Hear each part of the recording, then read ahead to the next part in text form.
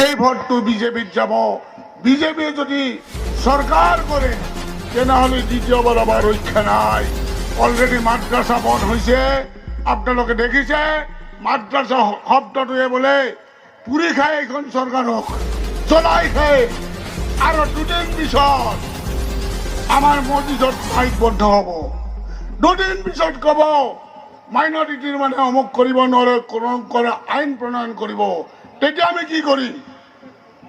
সেইকাৰণে আমি সকলোৱে সষ্টম হ'ব লাগিব। অকল ভবানীপুৰ নহয়, ধুবুৰী বৰপেটা সকলোতে আমি সষ্টম হ'ব লাগিব যে এই মুনাফেকবিলাকক যেন কোনো ধৰণৰ প্ৰশ্ৰয় নাযায় আমাৰ সমাজত। এইখিনি আপোনালোকে ধ্যান ৰাখিব লাগিব।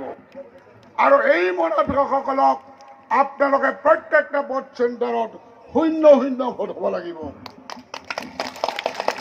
ৰাইজ, আপোনালোকৰ বহুত গৰম লাগিছে, তাৰ বাবে আপোনালোকক মই ক্ষমা চাইছোঁ। আৰু আপোনালোকৰ বহুমূলীয়া ভোটটো 6 তাৰিখে দি হুজুৰৰ হাতখন যেন মজবুত কৰে।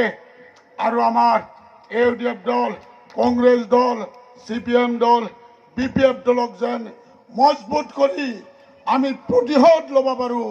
আমি সেই প্ৰতিশোধেৰে যেন 2 তাৰিখে বেগ এণ্ড বেগেজ লৈ তাহাঁতক যেন বিদায় দিব পাৰোঁ, এইখিনি আশা ৰাখি